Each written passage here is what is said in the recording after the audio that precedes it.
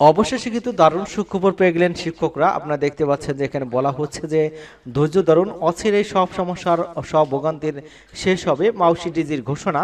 এখানে জাতীয়করণ এবং শিক্ষকদের যে বেতন ভাতা নিয়ে যে বৃদ্ধির বিষয়ে যে কথা চলছে সেই সম্পর্কে স্পষ্টভাবে জানিয়ে দিয়েছেন মাউসি ডিজি। কি সেই তথ্য দিয়েছেন সে সম্পর্কে আজকের ভিডিওতে আলোচনায় থাকবে। এবং বিস্তারিত জানার আগে আমাদের চ্যানেলে যারা নতুন আছেন চ্যানেলটি সাবস্ক্রাইব করে আমাদের সাথে থাকুন। তো চলুন মূল আলোচনা। এখানে যেটা বলা হচ্ছে, মাধ্যমিক উচ্চ শিক্ষা অধিদপ্তরের মহাপরিচালক প্রফেসর ডক্টর মোহাম্মদ আজাদ খান বলেছেন, ইএফটিতে বেতন বোনাস নিয়ে আলোচনা সমালোচনার শেষ নেই, একটু ধৈর্য ধরুন, আমরা সব আপডেট করব এবং সামনে অচিরেই সব ভোগান্তির শেষ হবে। শুক্রবার দিবাগত রাতে সামাজিক যোগাযোগ মাধ্যম ফেসবুকে এক স্ট্যাটাসের মাধ্যমে এসব কথা তুলে ধরেন মাউসি পরিচালক। বলে যে ডিসেম্বর 24 জানুয়ারি 25 ফেব্রুয়ারি 25 কোনো মাসের এমপিওর ইএফটি বন্ধ ছিল না, ত্রুটিপূর্ণগুলো যান্ত্রিক এবং বন্ধ হয়ে গিয়েছিল, ক্রমাগত তাগিদে এবং সংশোধন করে দেওয়া হচ্ছিল ইএমএসএল থেকে। বেতনের ভাড়া তারা যেমন ছিল ঠিক তেমনি নিজের সংশোধনের তাগাদা নোটিশও সংশোধনের গরজ দেখায়নি।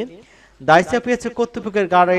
শেষ পর্যন্ত অনেক শ্রমে সে অবস্থা যাবতীয় কাজটি আপডেট করা হয়েছে এবং ঈদ উল ফিতর উৎসব ভাতা সহ অর্থ ছাড় করা হয়েছিল। এবং তার ধারাবাহিকতা যেটা বলা হচ্ছে যে 2024 সালের ডিসেম্বরে মোট এমপিভুক্ত জনবল ছিল 3,98,068 জন। ওই মাসে কিন্তু এমপিভুক্ত ছাড় হয়েছে 3,76,963 জনের, অবশিষ্ট 10,170 জন ত্রুটির কারণে কিন্তু দেওয়া যায়নি।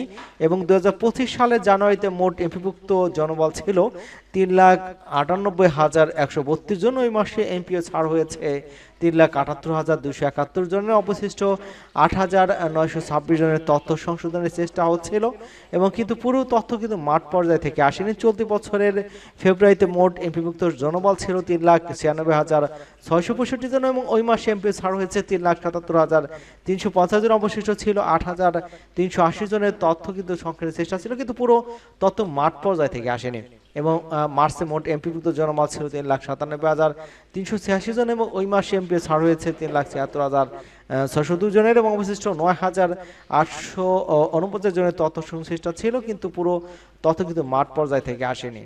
এবং এইখানে যেটা বলা হচ্ছে যে প্রতি নতুন এমপিভুক্ত এবং মৃত বরখাস্ত অবসরগ্রহণগত কারণে সংখ্যা পরিবর্তন হয়।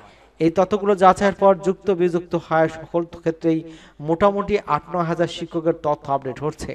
বাদ থাকছেন তারাই যারা যে কোনো কারণে গুরুতর তথ্যগত অসম্পূর্ণতায় আছেন বা মৃত বা অবসরপ্রাপ্ত বা বরখাস্ত বা সরকারিকৃত হয়েছেন, কিন্তু মাঠ পর্যায় থেকে ইএমআই সেলে সংশোধিত তথ্য দেননি এবং তাগাদাপত্র এখনও অব্যাহত আছে।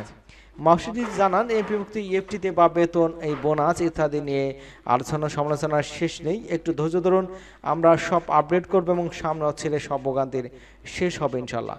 সবাইকে তিনি এটা বলেছেন যে যে আপডেট করা হচ্ছে সফটওয়্যার শেষে আপডেট করা হলেই আর কোনো ঝামেলা থাকবে না এবং একটু ধৈর্য ধরতে বলছেন মাউসি ডিজি। এই ধৈর্যের বাদ আসলে অনেক সময় ভেঙে যায়, কারণ হচ্ছে যে মার্চ মাসের বেতন এপ্রিলের বেতন মে জুন 1 মাস পার হয়ে গেলেও সেটা দেওয়া সম্ভব হচ্ছে না, শুধুমাত্র গাফিলতির কারণে। এটা আমরা বলছি বা শিক্ষকরা এমনটাই দাবি করছেন যে শিক্ষকদের প্রতি চরম অবহেলার কারণেই কিন্তু তারা এরকম করছেন এবং যারা দায়িত্বপ্রাপ্ত আছেন তারা কিন্তু মনোযোগ দিয়ে কাজ করছেন না, এমনটা কিন্তু তাদের পক্ষে অভিযোগ এসেছে। তো এই কবে এই ভোগান্তি শেষ হবে সেটা দেখার বিষয়। তো আজকের ভিডিও এ পর্যন্তই। তো বুঝতে পেরেছেন, সকলকে ধন্যবাদ জানাচ্ছি এবং আমাদের চ্যানেলে যারা নতুন আছেন চ্যানেলটি সাবস্ক্রাইব করে আমাদের সাথেই থাকুন। ধন্যবাদ সকলকে আবারও।